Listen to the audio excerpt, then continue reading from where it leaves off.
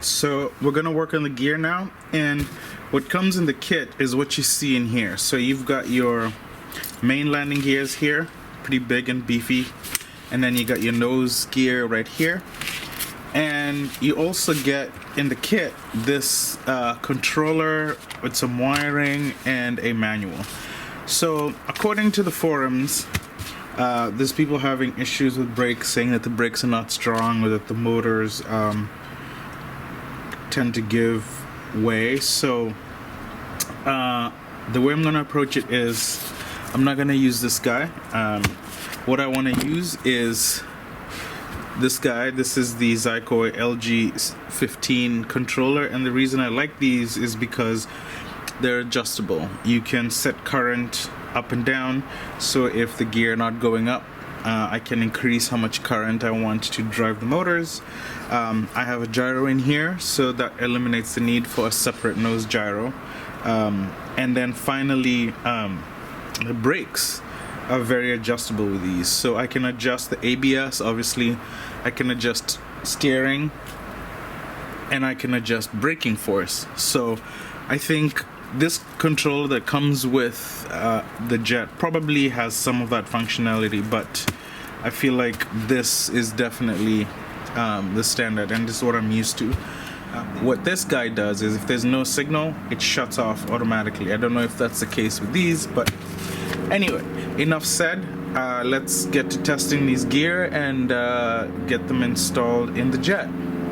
So what I'm doing right now is going through my gear, and you can see I have my Loctite here, and I'm just gonna make sure that all of these screws are Loctited. It seems like there was no Loctite in here. I definitely do not want any of this stuff coming apart in flight or otherwise. So I'm gonna go check all my screws, Loctite them as needed, and then once I'm happy with that, I will go ahead and install the gear in the plane. Alright, so we're working through the gear, and you can see the nose retract, that's this guy, needs a mini servo, and in my case I'm using the DS 396MG as GDW. I just happen to have that servo, and if it'll focus in here, there we go. GDS 396MG. That's what I happen to have. And this retract sits in the Jet. Let's see if we can zoom out. Sits in the Jet like that. So this goes towards the front and this goes towards the back. So this is how it's going to sit. And so we need to mount the horn, the control horn for that guy, either in that manner or in this manner. In the package or in the kit, you get this accessories for electric retract set, and in here is where you'll find all the stuff that you need, including the linkage and the screws for the gear. So I'm gonna get the linkages out, assemble that linkage.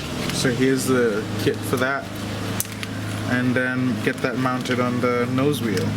It looks like what's left here are lock nuts, lock washers, and I don't know what those are for, but I suspect maybe the plastic that goes in the nose gear. But you can see here your M4 bolts for the gear. Here we can see the final product. I have figured out the length. I guess I can measure what that is or show what that is. So mine works out center to center roughly, I don't know, let's see, about 44 millimeters, right, 44 millimeters center to center, and that's just gonna sit like that per the manual. And in your electric retract set kit, you get these M3 screws, washers, and lock nuts. And that's what's gonna go in there and in there. And there we have it. So I guess I'll go ahead and put a lock nut on the bottom there. Not that I need it because this guy is threaded, but insurance is never a bad thing. So we'll just go ahead and add a lock nut to the bottom of this.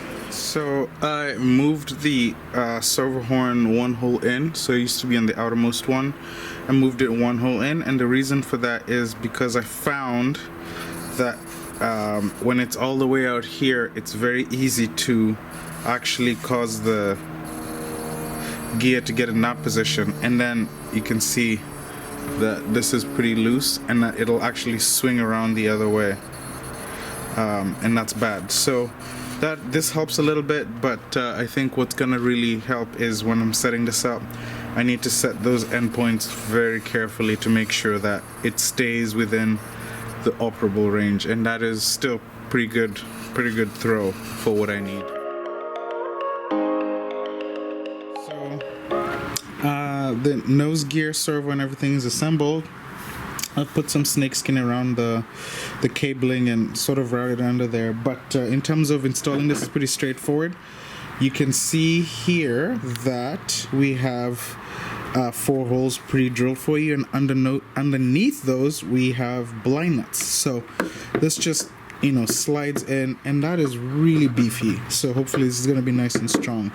And so you just install this by sliding it underneath and just working it until it gets into place, and then we're gonna screw this and we're done. Out for my accessories for electric retract set, pulled out 4 of those M4s, I think, and the lock nuts for them.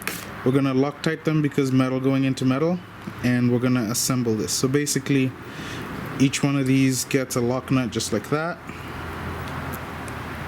and then goes into the retract. Just a little bit of Loctite because of metal going into metal, and then we just screw these guys in just like that. And what I like to do is loosely get all 4 in place before I tighten everything, just because you never know how the alignment's gonna work out. So that is my process. But this is going fairly quickly in here, so I do like the fact that there are no wood screws, but just set screws in the back and no guesswork involved. So, and finally the last guy, just get a little bit of Loctite in there.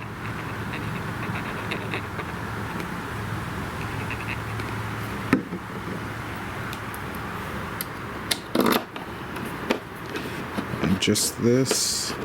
I also didn't show this, but the lock nuts, I also pre-treated them with a little bit of this 243 locker. So we're just gonna tighten this, and gear installation at least is gonna be pretty much done. So the last piece to this is plastic bits that go over here, and so I've got that in, and you just slide that on top and either glue them, but I think what I'll do with mine is I will screw it in place just so I can pull it off if I need to. So for now I'll just set it in here because I gotta actuate the gear and make sure that I get this end correct, because the gear is gonna come in there, and then once I'm happy with that, we will screw the whole thing down, and that will complete the nose gear. So now the nose gear installation is complete. I installed the fairing, and you can see that I used screws instead of gluing it per the manual. I think this is a much better solution in case you need to service stuff. So moving on to the main gear now. We we have one of the mains that I have sort of prepped, and you can see basically I added some heat shrink just for chafing protection against that edge, and ran the snakeskin up and through the slot here. I think that should work really well. And the reason I use snakeskin is just for chafing protection. I was hoping to have like a gray one, but I didn't, so it's gonna be conspicuous, whatever. And for the actual gear, I use blue just so that when I'm in there trying to figure out how the rest of the wiring is gonna work out inside the jet, I know that red means stop, means brakes, and blue is gear. So we're gonna install these and move on. So this process here is pretty straightforward. Once the gear is inserted, you got 4 spots, 1, 2, 3, 4, where you get your screws to go in. Those again come from the accessories kit, and they're just M4s with lock nuts. So we're gonna put Loctite on the screws. We've already put Loctite in the blind nuts, and we're gonna screw these guys down, and that's gonna be complete. We just have to repeat on the other side. One of the cool things about this is that the gear pockets here are cut and are keyed, so I think you cannot install the gear backwards, so that's kind of nice. Sucks we don't have gear doors, but it is what it is, as they say. It is what it is. And we're done. Let's quickly test this and make sure that everything works. So we are going to extend the gear. It's fairly slow, but she comes up just fine.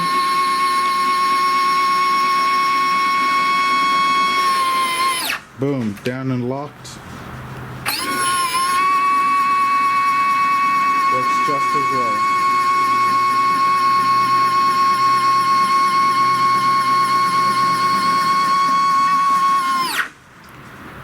That's a wrap. Now the gear in, there's a few things we've got to button up on the bottom of the fuselage. And that is namely the grommets that go in here to prevent this from, I guess, chafing or and also to act as a guide. So you can see that there's 2 spars. So one is here and the other's here, and those are the clamps that secure the wing to the fuselage, attached to these 2 standoffs that are attached to the wing. So I've drilled one, cut through the covering to expose one. There's another one in here, and you just basically feel for it, and then new X-Acto blade, and then just cut that open. This is like an access hatch. Okay, and then once you have that, basically that is where your 3mm wrench will go through to secure the wing. We just insert these grommets, and these come in your fuselage accessory parts. So we got 2 on this side and 2 on the other side, and once that's done, that's pretty much it for the bottom of the fuselage.